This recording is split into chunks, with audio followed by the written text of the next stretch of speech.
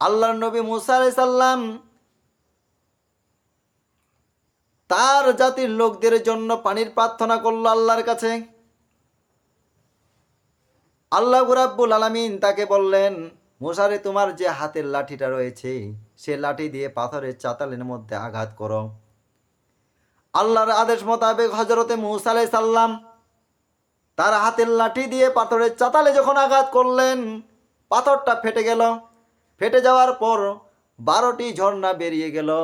আর মুসার গোত্রের লোকরা ছিল 12টি গোত্রে বিভক্ত।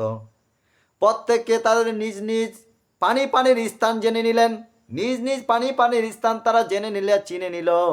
আল্লাহ রাব্বুল আলামিন ওই সময় ডাক দিয়ে বললেন, হে মুসার জাতির লোকেরা শোনো, কুলু আসরাবু মির রিজকিল্লাহ, আল্লাহর দেওয়া রিজিক, আমার দেওয়া রিজিক মান্না এবং সালওয়া তোমার বিনা পরিশ্রমে আমার পক্ষ থেকে তোমাদের উপরে অবতীর্ণ করেছি। সেই রিজিক তোমরা খাও, আমার দেওয়া পানি থেকে তোমরা পান করো এবং তোমরা আমার ইবাদত করো।